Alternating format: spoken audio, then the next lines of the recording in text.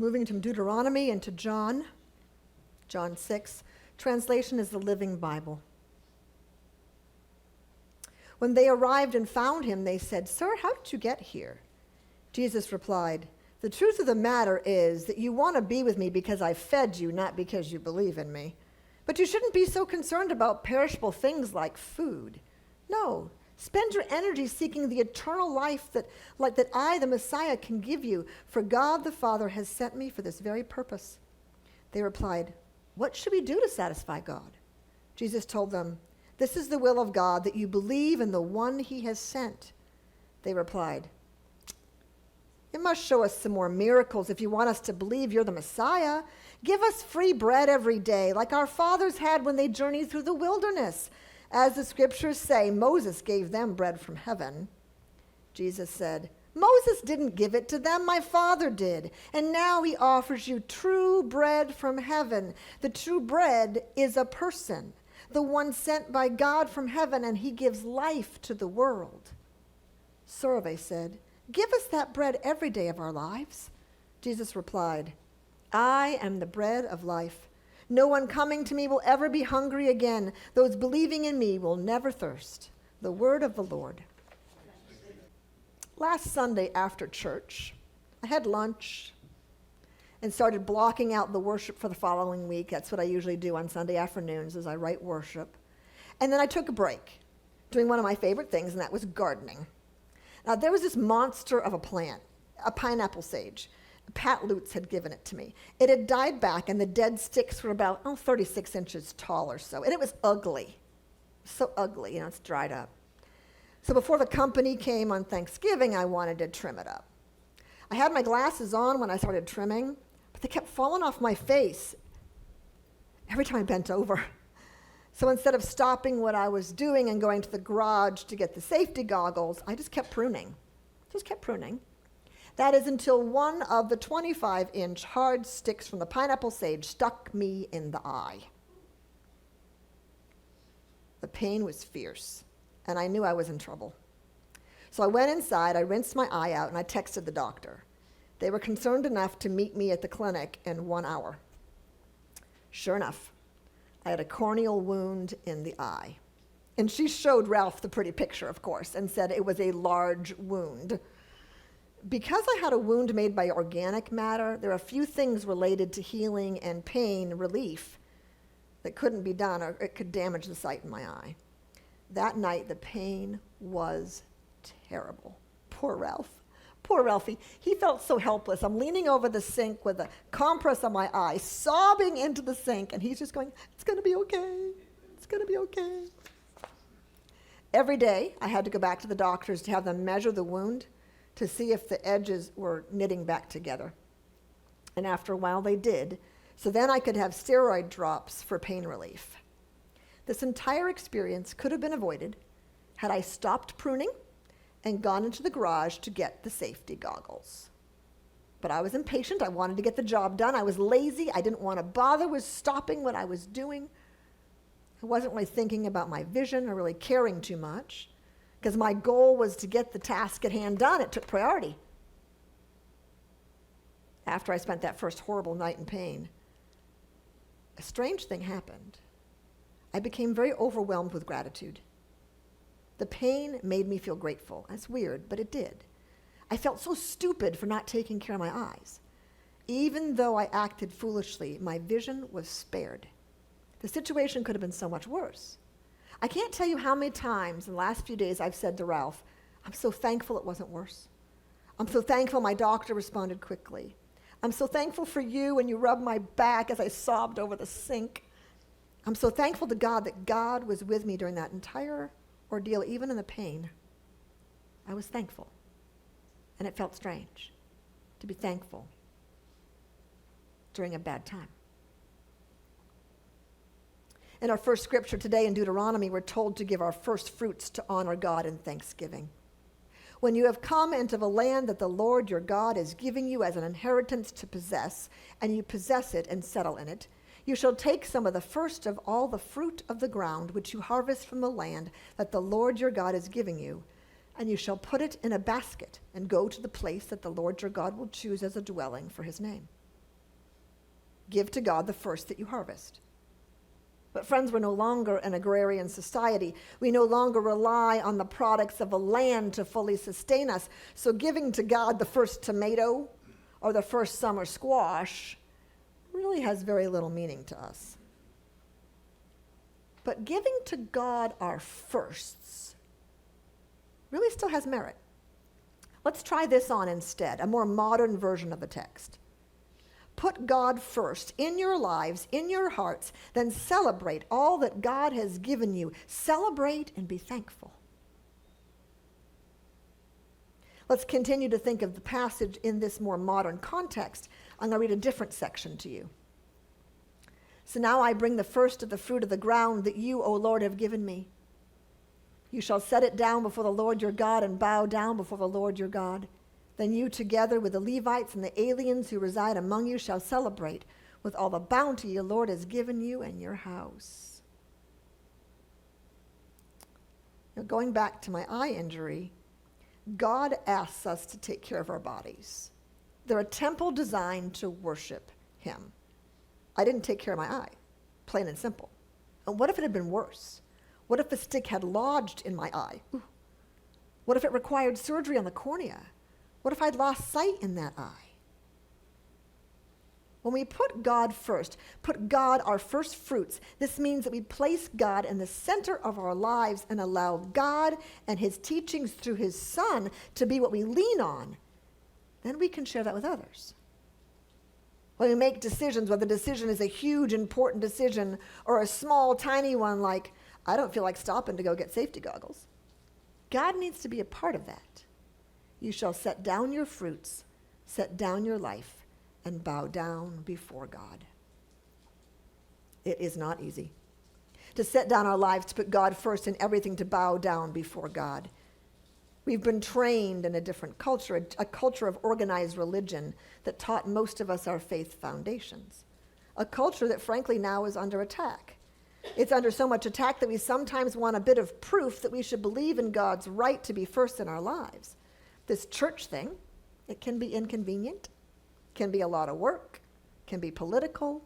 You have to get up on a Sunday morning. And it sometimes feels as if it's too much bureaucracy and not enough just loving on Jesus. It can make some of us doubt the need for God in our lives. In fact, we sometimes want proof before the belief, proof before the faith. We want a sure thing. If we're going to invest our hearts, our time, our energy, and our resources, we want a sure thing. Listen to the second passage we read today from the book of John. They replied, "You must show us more miracles if you want us to believe you're the Messiah. Give us free bread every day like our fathers had when they journeyed through the wilderness. As the scriptures say, Moses gave us bread from heaven." Seems like the disciples had the same issue that we do thousands of years later, and we can't blame this need for proof on an expanded social media presence if the need has been around for centuries. How do we possibly put God first in this crazy, chaotic world that we live in and then give thanks even when the outcome might not be what we expected or even what we desired? Let's brainstorm for just a minute. Together, I want us to think of some situations where we might have real trouble trusting in God enough, placing God first in our lives. We're going to actually take a minute during worship. I know you never know what's going to happen here at Big Cove. And then we're going to get in groups of 2 to 3 people. You're going to gather together, and you're going to think about the question that we're going to post on the screen right now. What things might happen in my life that are so significant that I find it difficult to trust in God and put God first and then be thankful? Okay, gather together. Anybody just group together and just talk about this for a few minutes. Just gather together.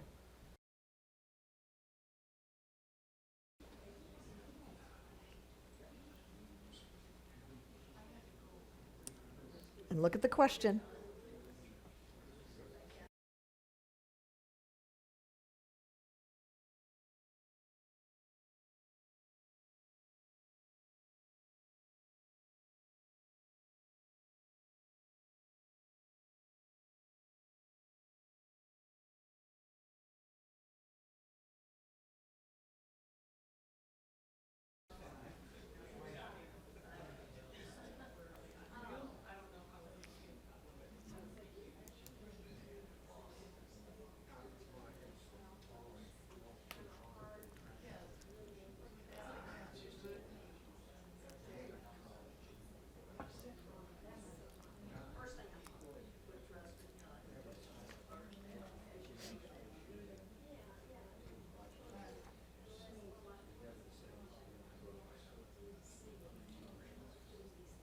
Keep looking at the question, okay?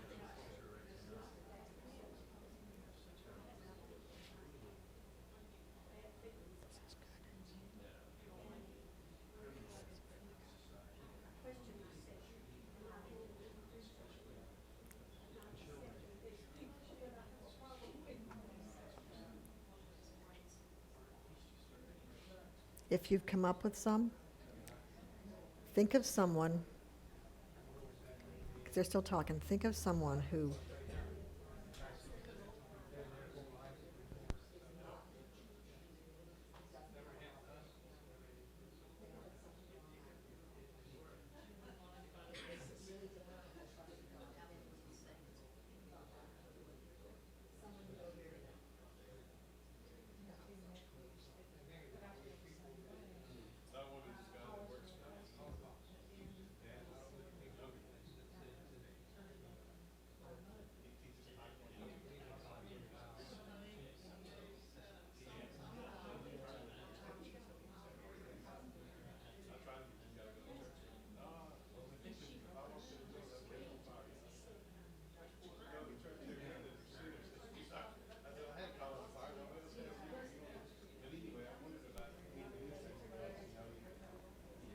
Okay, 2 more minutes.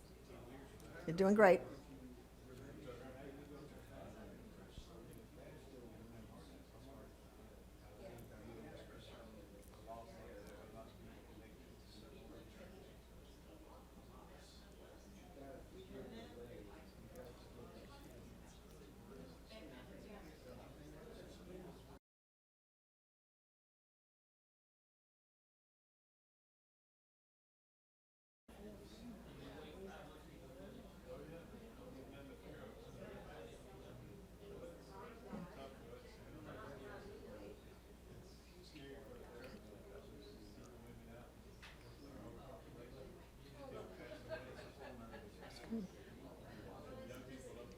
Okay, 1 more minute. Doing good.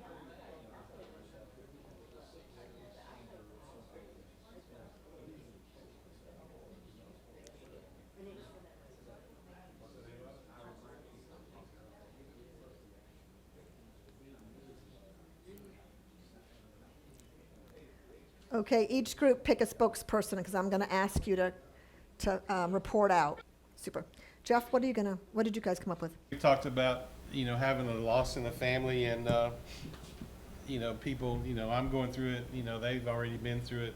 And when you're going through that, why does God let that happen to you? Why does it happen to Sandra? She went to church her whole life. Her dad's a minister. She, you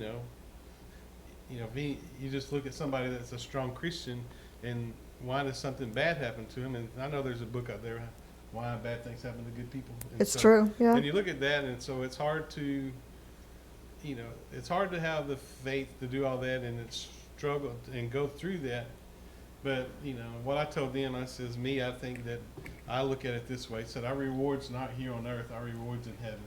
And so as hard as it is for us to go through all of that, we still have to go through it and keep our faith that, no matter what happens, that we'll see each other again. And so.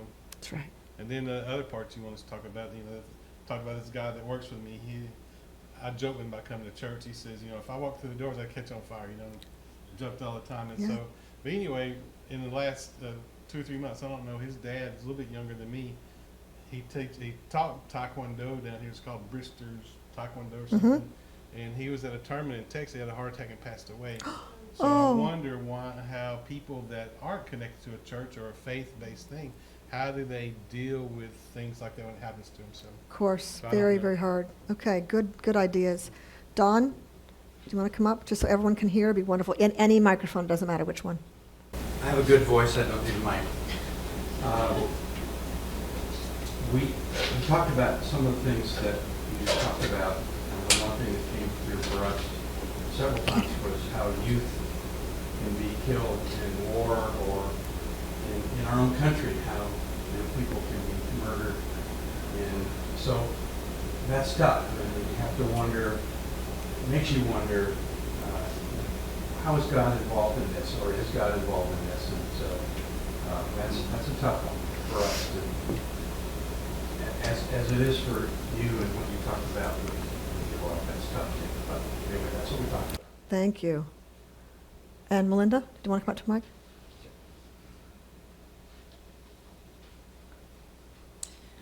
Our group specifically talked about the loss of someone that we love dearly, whether it be a husband, wife, or child.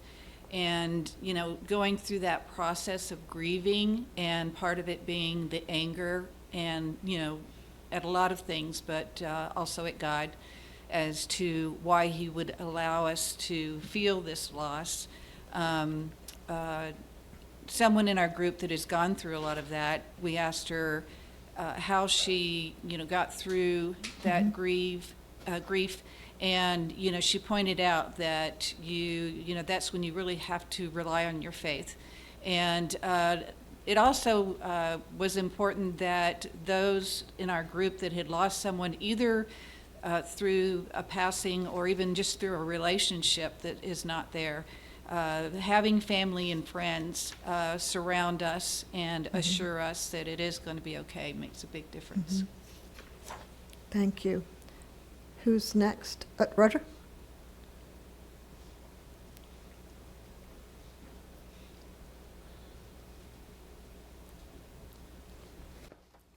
I think if we all put our suggestions in the bag, we would all come up with pretty much the same things. Yeah. What we have decided is, even at a position that you're applying for or at work, and you're to do the best you can, and then all of a sudden the guy that's sorrier than you know what, he gets the job, and you wonder, where is God? Where is he? Why would he pick somebody like that, But God gives us the ability to make decisions.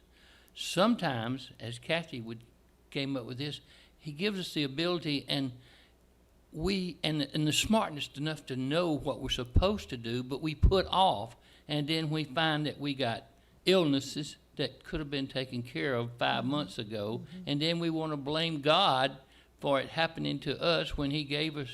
It's like the guy that, when the flood came, he said, "Oh, y'all don't get me with the boat. Lord's going to take care of me." Then they sent a helicopter. He said, "Oh no, God's going to take care of me." And he drowned. And he said, "Lord, I thought you was going to take care of me." He said, "I sent a boat and a helicopter. What else can I do?" That's right. We blame God sometimes for things that we actually should blame ourselves. Thank you. Art, did you want to? Sure, you want to?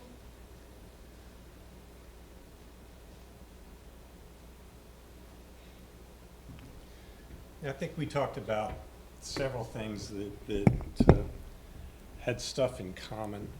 A lot of times we make long-range plans into the future, and we're taking control of our lives and trying to plan every step along the way, and everything's going well, and all of a sudden something happens.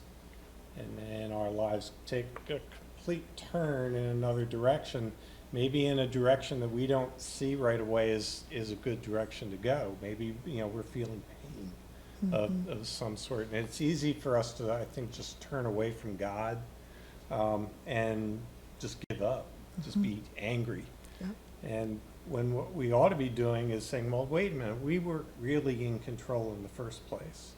God has always been in control, and this thing that happened was really planned out for us in advance anyway.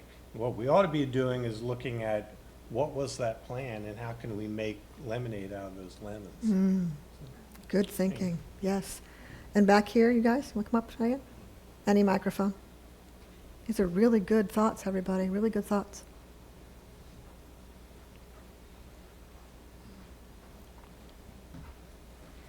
Ours was more the Alzheimer's with Mama's, because I just lost mine. And how can you help others through? And what can we do maybe so that we can put it off for ourselves?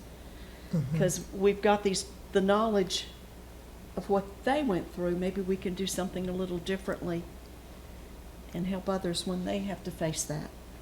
Excellent, thank you. So almost all the things that I took a lot of notes, what you came up with were related to some kind of loss. Always some kind of loss. Loss in family, loss in children, loss of serious illness, loss of a job or job possibilities, loss of freedom, like Alzheimer's.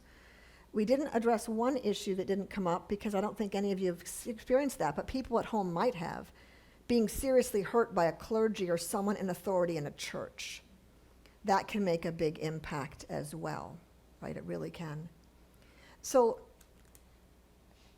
when we're content and all is going well, we tend to trust God, right? And live thankful lives. And when life throws us curveballs, it's a lot harder to give God the wheel and then live a thankful life by putting God in the center of all we do, isn't it? When we're swimming in a shark-infested pool, it's hard to see the shore. When we're swimming in a turtle-infested pool, it's really easy to see the shore.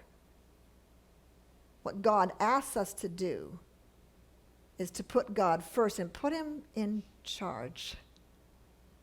Sometimes that's what it means by putting God first in your lives. Putting God in charge in all that we do. First fruits can equal first thoughts, too. Because if we place God 3 in 1 first, we will have all that we need because God sent his Son, that bread of life, to sustain us. But it is so hard. And God sends us each other to be able to do this. Look at what you did. You gathered in little groups with each other to talk about that. God doesn't put us here to be alone. God puts us here to have each other to talk about this. And I found lately, particularly that putting God first takes a lot of energy. It just does. But after you do it for a while, intentionally put God first, then it becomes a habit until you forget again. And something else bad comes up. But that's because we're human. Thank God we're human. Like me forgetting to take care of my eye, taking care of my body is honoring God. By not going into the garage to get those stupid safety goggles, that was not honoring God. Not putting God first, not taking care of myself. And friends, as we leave this time of thanksgiving and enter into a season of Advent, expectation, waiting for joy, we need to be more intentional about putting God first, particularly when we're going through hard stuff. By intentionally giving God our first fruits, our trusts, our very selves, we start a lifelong habit of gratefulness. And gratefulness does breed contentment, and contentment breeds trust. And it's easier to hand over the wheel because there's this big circle that happens, that wonderful circle with God at the center of it. Our hunger and thirst for relationship, for contentment, is met through our faith. John 6, my Father offers you true bread from heaven. The true bread is a person, the one sent by God from heaven. He gives life to the world. Sir, they said, give us this bread every day of our lives. And Jesus replied, I am the bread of life. No one coming to me will ever be hungry again. Those believing in me will never, ever thirst. Our hunger and thirst for relationship, for contentment, will be satisfied by putting God first and by trusting in each other to help us when we're just human. Amen.